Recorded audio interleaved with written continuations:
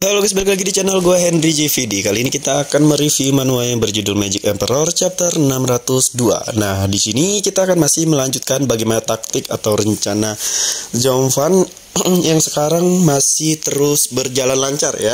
Biasanya banyak aja ya, ada aja waktu di chapter-chapter masih art yang kekaisaran kan dia banyak banget ya hambatannya miss, karena emang lawan-lawannya itu orang-orang pintar semua guys, yang bukan ya meskipun enggak kuat tapi pintar semua, cerdas gitu, yang bisa memanfaatkan kekuatan dari bawahnya. Nah, di sini di sekte demonik sedangkan cuman ada beberapa doang ya. Ada beberapa yang kuat yang jenius menurut gua, tapi nggak sebanyak waktu di kekaisaran. Jadi makanya si Jovan ini kayak menurut gua lancar-lancar aja gitu, ya kan? Saat merencanakan rencananya ini dengan mulus. Nah, di sini dia masih merayu sebelumnya kan dia udah dapetin tuh beberapa murid dari ibadah simpati lah yang mau mengikuti dia, dari pelayan sampai dari murid elit yang benar-benar kuat ya guys ya, mau mengikuti dia atau mengabdi sama dia. Nah, sekarang kan ia mengabdi sama dia tuh gara-gara ngasih sumber daya untuk kultivasinya, senjatanya itu sangat-sangat banyak guys, dan nggak pilih-pilih si Jovan, cuman kayak kalau lu mau bekerja nggak milih dia itu dari anak bangsawan atau dari rakyat biasa, pokoknya siapa yang mau bekerja keras dia bakalan dikasih sama Jovan. Nah, di sini Jovan sudah mulai taktiknya ke salah satu guru-guru dari murid elit nih ya, tetua atau bisa disebut kita venerable atau tetua. Nah, di sini mereka dia datang hadir di sebuah, ini kayak dua guru ini, dua tetua ini salah satunya murid dari dua murid ya, dua murid yang pernah diselamatin sama Jovan yang dulu di awal yang kata dia ada di pelayan itu sangat-sangat benci sama Jovan dan akhirnya sangat menghormati Jovan guys. Nah, di sini dia ngajakin, mungkin gue punya sedikit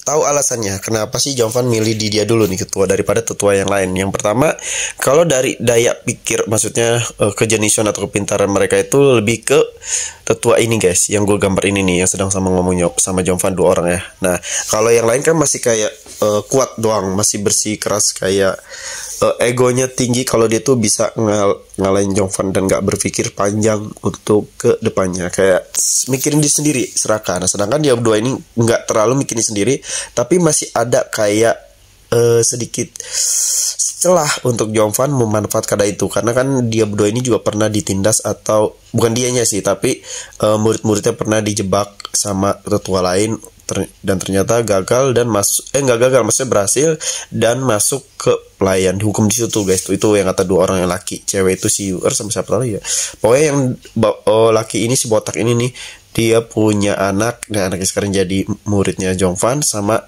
cewek itu juga punya adik namanya Yuer ya kalau nggak salah, yang rambut kuning.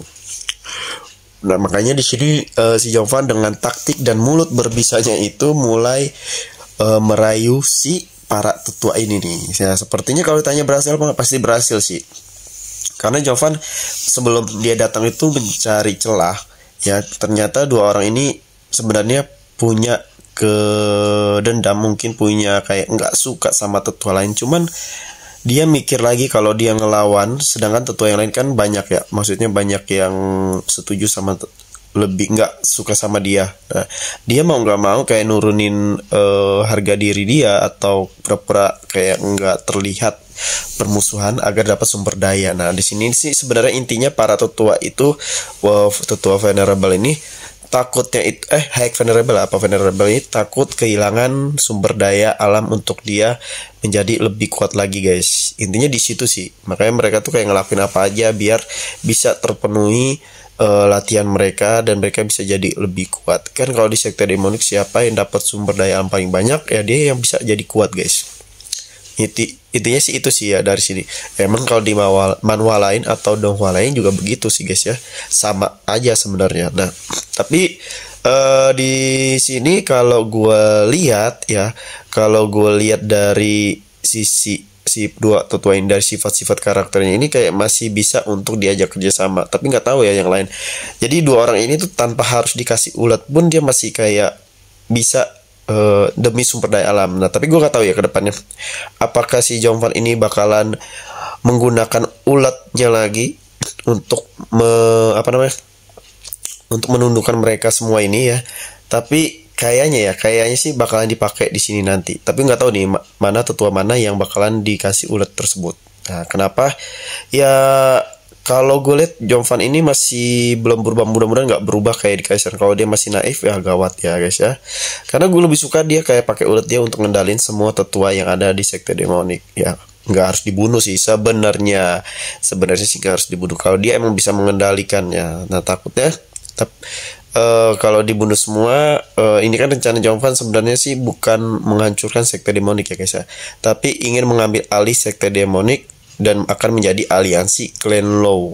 Nah itu sebenarnya itu yang gak diketahui sama ketua sekte guys. Nah, ketua sekte ini dia taunya si Jongvan ini bakal ngebantu seluruh yang ada sekte demonik ini bakal tunduk sama ketua sekte ya, padahal enggak gitu guys rencana dia. Jadi berbeda nih, bertolak belakang, karena si Jongvan juga nggak suka sama ketua sekte dan sebenarnya ketua sekte pun sebaliknya, karena ini sama-sama cuman saling menguntungkan, sama-sama saling punya kepentingan pribadi. Makanya si Jongvan bilang suatu saat dia bakal membunuh ketua sekte ya. Kalau ketua sekte jangan dikasih ulat kayaknya ya, karena ulatnya itu kayaknya punya standar kekuatan. Jadi kalau kekuatannya di atas ya emang udah kuat banget, kayaknya mereka bisa ngeluarin ulat tersebut atau bisa menghancurkan ulat tersebut dari dalam. Makanya di sini Jongvan kayak mikir kalau gunain ulat itu kepada orang-orang yang kuat itu bisa jadi bumerang buat si Jongvan itu sendiri ya. Apalagi kalau nanti Jongvan setelah Artimon ini selesai dia bakal pergi tuh ya kan. Kita kan nggak ada yang tahu pasti orang-orang seperti mereka ini bakalan kayak gimana, karena mereka ini bukan hanya licik tapi kuat juga guys. Beda sama yang kekaisaran ada ya. Kekaisaran tuh kuat-kuat tapi nggak jenius, nggak pintar. Ada yang pintar jenius tapi nggak kuat, kayak saling ada kekurangannya. Di sekte demonik ini kebanyakan tuh sulit buat dikendaliin guys. Apalagi mereka memakai kultivasi yang terlarang ya, yang emang bisa aja mereka menghancurkan ulat-ulat dari dalam. Itu sih yang belum bisa digunain untuk saat ini. Oke. Nah sepertinya kedepannya kita akan melihat nih jawaban dari para tetua ya. Sepertinya sih bakal ikut gabung, cuman kemungkinan diam-diam dulu, karena kan yang tetua lain takutnya beraksi ya. Jadi kan masih banyak tetua ya. Tetuanya ada berapa sih? Gue juga lupa nggak ngitungin. Tapi mungkin cukup sampai sini. Jadi kalau kalian yang mau belajar desain ilustrasi, desain website, aplikasi, UX UI, kalian bisa cek di playlist YouTube gua. Di situ udah ada banyak cara-caranya. Ya siapa tahu bisa pastinya bisa menghasilkan uang untuk kalian. Skill ini bisa kalian gunakan untuk kerja di kantor juga. Terima kasih udah nontonin video gua. Sampai jumpa lagi di next video.